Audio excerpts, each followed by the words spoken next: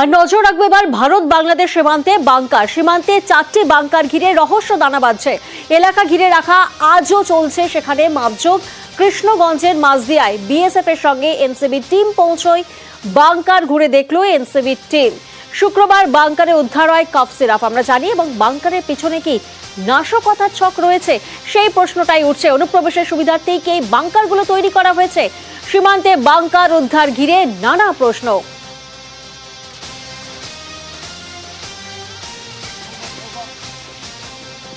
বাংলাদেশ সীমান্তে এই যে বাংকার, একের পর এক বাংকার যে সামনে এসেছে, তারপরেই তো রহস্য দানা বাঁধছে। শরিকি জমিতেই পরপর 4টি বাংকার। নদিয়ার কৃষ্ণগঞ্জে শরিকি জমিতেই এই বাংকার। বাংলাদেশ সীমান্তে বাংকার রহস্য আরো ঘনীভূত হচ্ছে।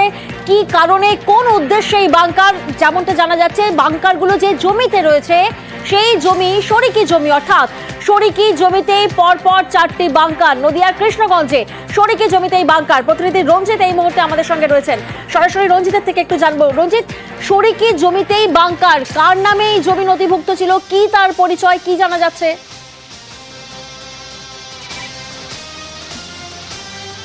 দেখো, এই যে জমি 4টি বাংকার, প্রত্যেকটি দূরত্ব 100 মিটার মধ্যেই হবে এবং 500 মিটার এলাকা জুড়ে এই বাংকারগুলি খুঁজে পেয়েছে বিএসএফ।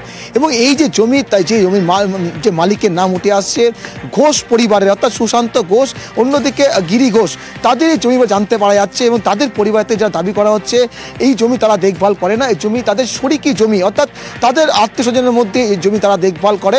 এবং এখানে সুশান্ত ঘোষের মায়ের যেটা দাবি, যে এই জমি যদি তাদের হতো বা যদি জানতে পারতো তারা যে এখানে কারা বাংকার তৈরি করে, সেক্ষেত্রে তারা কি অনুমতি দিতেন, এরকমই তিনি দাবি করেন। তবে সুশান্ত ঘোষের জমি এবং তাদের যে শরিকি জমি কার্যত এটা স্বীকার করে নিয়েছে তার পরিবার, এবং অন্যদিকে গিরি ঘোষের পরিবার স্বীকার করে নিয়েছে যে এই জমি কিন্তু তাদের শরিকদের, তাদের শরিকরা দেখাশোনা করে। ফলে জমির যে মালিক নিয়ে একটা প্রশ্ন উঠছিল, কার্যত একেবারে স্পষ্ট এই জমি কাদের। এবং এই জমিতে যে 1 বা 2 দিন নয়, দীর্ঘদিন ধরে যে এখানে বাংকার তৈরি করা হয়েছিল, এবং সেই বাংকারের মধ্যে থেকে নিষিদ্ধ ফেন্সিং উদ্ধার। এবং এখনো পর্যন্ত প্রশ্ন উঠছে যে যেভাবে বাংকারগুলো তৈরি করা হয়েছে, একদিকে কনস্ট্রাকশন রয়েছে, অন্যদিকে মেটাল দিয়ে তৈরি করা হয়েছে। ফলে একেবারে মজবুত করে তৈরি করা এই বাংকারগুলি কোনোটা আয়তন কোথায় 10 ফুট, কোথায় 15 ফুট, কোথায় 20 ফুট পর্যন্ত গভীরতা রয়েছে। সেই সমস্ত বাংকারগুলো কি কাজে ব্যবহার করা হতো, সেখানে যেহেতু ফেন্সিডিল উদ্ধার হয়েছে, পাশাপাশি প্রশ্ন উঠছে ফেন্সিডিলের পাশাপাশি অন্য কোনো কাজের উদ্দেশ্যে ব্যবহার করা তৈরি করা হয়েছিল কিনা। কারণ এখান থেকে 2 কিলোমিটারের মধ্যেই রয়েছে ভারত বাংলাদেশ সীমান্ত এলাকা, সেখান থেকে এত কাছে এই ধরনের বাংকার কাজে তো প্রশ্ন ওঠে, এবং নিরাপত্তা নিয়েও প্রশ্ন ওঠে। কারণ আমরা এর আগেও দেখেছি বারবার কৃষ্ণগঞ্জ সীমান্ত এলাকা থেকে কখনো অনুপ্রবেশকারী, কখনো চোরাচালান, একের পর এক গ্রেপ্তার হয়েছে। এবং গত কয়েক মাস ধরে কিন্তু সুশান্ত ঘোষ সন্ন্যাস নিয়েছে, অনেকদিন আগেই বাড়ি ছেড়েছে। সুশান্তর মায়ের দাবি, শরিকি জমি, কেউ জানলে কি এসব কাজ করতে দেয়? শোনাবো আপনাদের। জমিগুলো কাদের? জমিগুলো শরিকদারের। শরিকদের? শরিক বলতে আপনাদের? আমার ওই শ্বশুরের ভাইরা। এই যে জমি যেখানে এইসব 4টি বাংকার উঠতে, সেই জমিগুলো কি আপনাদের মধ্যে পড়ে শরিকের মধ্যে? আমাদের এখন ভাগ হয়নি, নামেও হয়নি, আমরা কি করে বলবো বল। সুশান্ত বাবু কোথায় আছে? ও তো বৈষ্ণব হয়ে চলে গেছে, এখন কোথায় থাকে যায়নি। পুরো ফ্যামিলি নিয়ে চলে যায় নাকি একাই? ফ্যামিলি নিয়ে চলে গেছে। যোগাযোগ নিয়ে পরিস্থিতি। কর্মসূত্রে গ্রাম ছাড়া গিরি ঘোষও, দাবি স্ত্রী। বাংকারের বিষয়ে কিছুই জানতেন না বলে দাবি করছেন গিরি ঘোষের স্ত্রীও। আমরা কেউ মাঠে যাই না, আমাদের ব্যবসা। আমার শ্বশুর বুড়ো মানুষ, আশেপাশে যে জমি আছে আমাদের সব লিজ দেওয়া আছে। ওই যে জমিগুলো, লিজ দেওয়া জমি? লিজ দেওয়া। মানে মালিক আপনারাই? শরিক? আমাদের জমি আমাদের না, আমাদের দাদু শ্বশুরদের জমি। আমাদের কারোর নামেই হয়নি, মানে শরিকরাই করে খায়। সকলের নজর এড়িয়ে কিভাবে এই বাংকার তৈরি হলো সেই প্রশ্নটাই দানা বাঁধছে। মাটি খুঁড়ে বাংকারের লোহার কাঠামো তৈরি করা হয়েছে। প্রশ্ন উঠছে, খোঁড়াখুড়ি তো হলো, কারোর নজরে এলো না, কিভাবে কারোর নজরে এলো না? আটমুবারেও মাটি খুঁড়তে বেশ কয়েক ঘন্টা, দাবি করছেন শ্রমিকরা। চওড়া হবে আপনার 10 ফুট মতন, আর গভীর হবে আপনার 20 ফুট মতন। এটা করতে কত লেবার লাগবে? 15-16টা লেগে যাবে, 2 দিন লাগবে। জেসিবিতে কাটতে লাগলে এই ঘন্টা 1.5 লাগবে।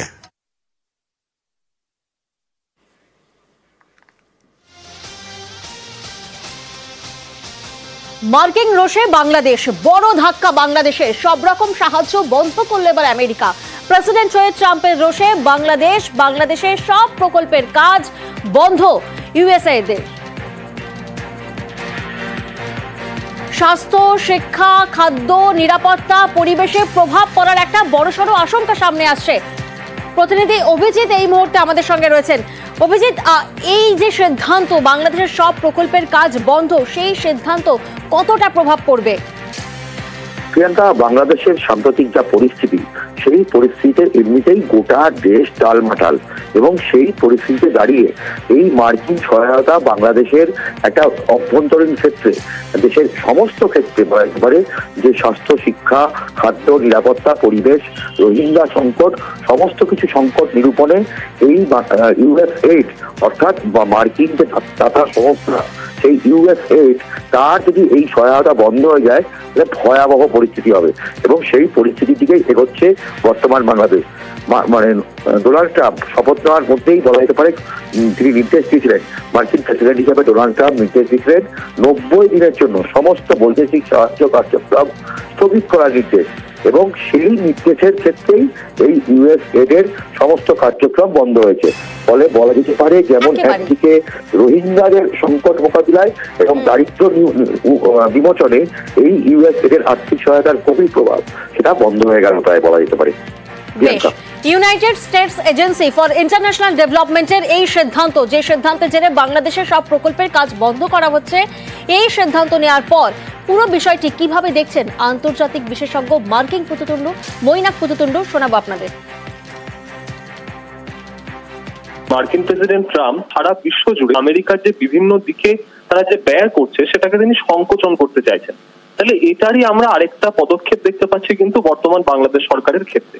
এটাতে একদিকে যেমন বাংলাদেশের কিছু যে ন্যাচারাল ডিজাস্টার এবং সে ন্যাচারাল ডিজাস্টার রিলিফের যে কাজ, বাংলাদেশের পাবলিক হেলথ রিলেটেড যে কাজকর্মগুলো, যেগুলোতে মার্কিন যুক্তরাষ্ট্রের সরাসরি অনুদান এবং হুয়ের তরফ থেকে যে মার্কিন অনুদান সেটার একটা ভূমিকা রয়েছে, এইগুলোতে একটা প্রভাব কিন্তু পড়তে পারে। এটা কিন্তু প্রত্যাশিত ছিল। অর্থাৎ মার্কিন যুক্তরাষ্ট্রের যে বর্তমান প্রশাসন, তারা কিন্তু ইউনূস সাহেবের যে প্রশাসন সেটার একটা বরাবরই বিরোধিতার জায়গা তারা নিয়ে এসছে, এবং বারবার করে তারা যেভাবে দক্ষিণ এশিয়ার শান্তিকে বিঘ্নিত করতে চাইছেন, ইউনূস সরকারের সেই অবস্থানের বিরুদ্ধেই কিন্তু মার্কিন যুক্তরাষ্ট্রের পদক্ষেপ বলে আমি মনে করছি।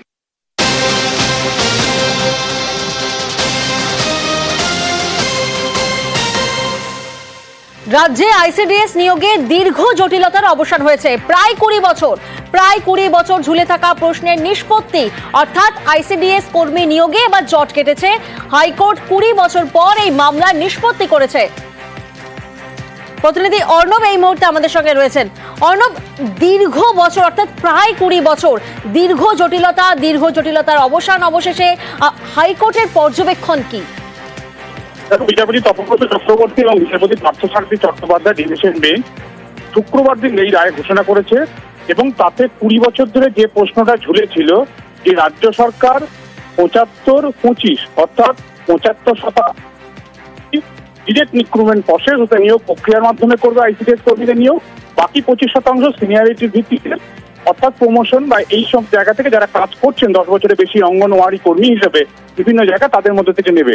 এই 75 না 25 এই প্রশ্নটা বাম সরকারের আমলে উঠেছিল এবং তৃণমূল আসার পরেও উঠেছিল, এবং শেষমেশ রাজ্য সরকার স্বচ্ছ প্রশাসন চালানোর জন্য 75% সরাসরি নিয়োগের প্রস্তাব রাখে এবং 25% বলে যারা প্রমোশন পেয়েছে বা বিভিন্ন জায়গায় কাজ করছে সেখান থেকে নেওয়া। কিন্তু এই প্রশ্নটা শেষমেশ হাইকোর্ট রায় দিয়ে এটা স্পষ্ট করে দিল, এবং সব থেকে বড় কথা 1713 যে শূন্যপদ রয়েছে একেবারেই 50:50 অনুপাতে রাজ্যে আইসিডিএস কর্মী নিয়োগের নির্দেশ।